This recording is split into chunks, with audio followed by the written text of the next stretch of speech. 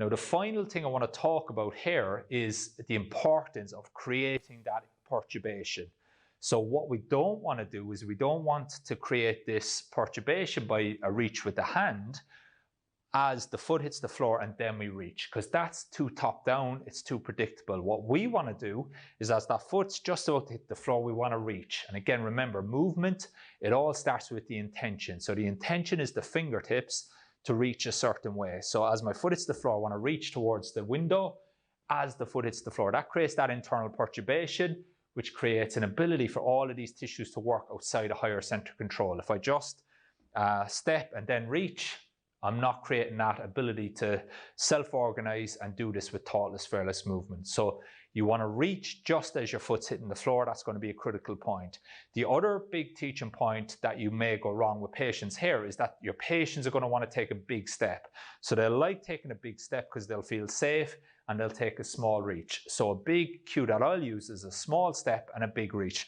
So the smaller the step and the bigger the reach, the more we're going to have an opportunity to challenge the base of support. So in the frontal plane, if I want to put more load through my lateral hip, as my foot hits the floor, I want to be reaching this way to send my pelvis this way.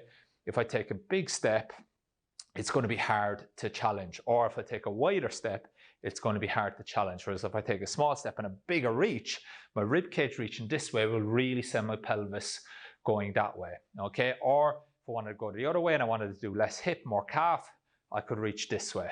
Okay, so again, you can see when I reach this way in the frontal plane, that's also going to create that valgus in my knee. So this in the frontal plane is going to be a progression for my MCL, but this one would be a regression for my MCL because I'm sending all the load this way, so it's not going to my MCL. Whereas when I go this way, it's sending more load to my adductor or my medial gastro, and it's also going to stress my MCL. So an understanding of the ribcage movements is going to give you clues of how we can easily progress, regress, or put load through these tissues that aren't doing their job based on our assessment in the very first session. So we can see the 20% now we want to settle those symptoms.